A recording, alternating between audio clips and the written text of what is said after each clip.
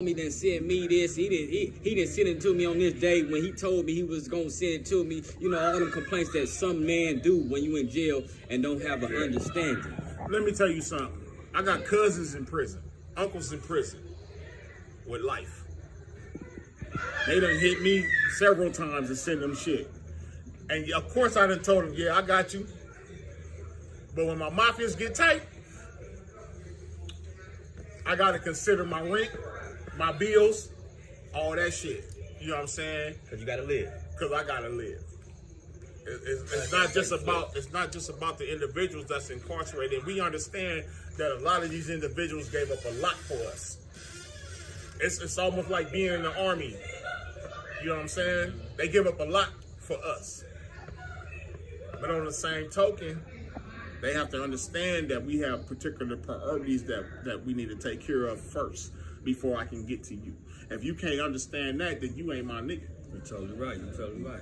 And so, man, because you know, as we all do time in the motherfucking pen, it's really like you by yourself. You're sitting in there in the pen. You get a letter here and now and then, especially for a young homie that been to jail at a young age. Well, you've been there, nigga. But I'm talking about like a real young homie that's been to jail at a young age and doing a long stretch. Like, a baby homie of mine.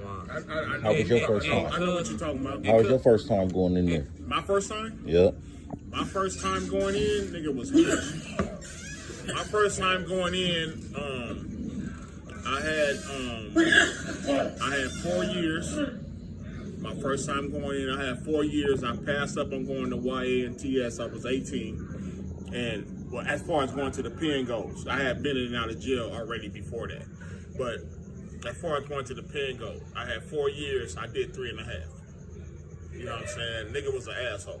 And but my first time in was hell. I got into it with allies.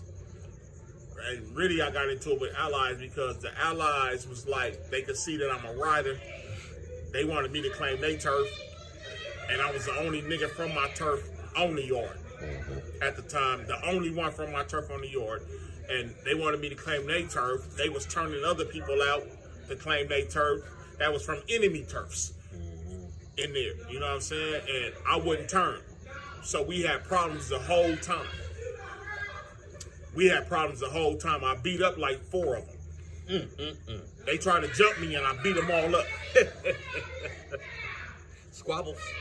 If a nigga see my face right now and say I didn't beat him up, that was involved in that, he a motherfucking lie. He lying. I beat him up in a classroom in Tracy. Hey, and the cold part, you hear so many stories about how niggas got their squabs on in this prison, niggas got their squabs on in that prison. When you had a factor homie die in the pen, I mean, have you ever heard, you did a long stretch in the pen. Yeah. And so, you had to have homies that died in the pen. Not from the turf, though. All right, let's say you got homies that died while you was out. While they was out and you was in. Yeah. And with certain enemies that was on the yard. Well, that actually happened. Big Psycho got killed. I was in Mill Creek, and the truth of the matter is, an enemy is who told me Big Psycho was dead. A nigga from 111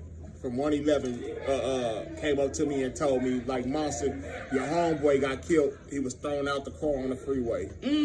And I was like, what the fuck? And he was like, yeah, you know Don Lee? And I was like, yeah, that's Big Psycho.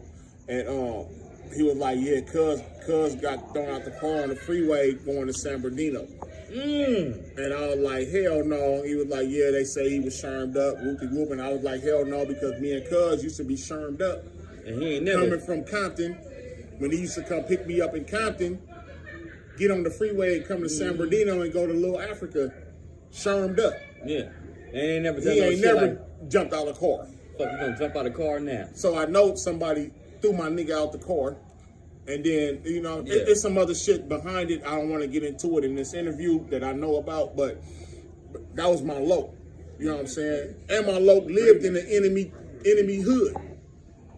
He lived on 105th. Yeah.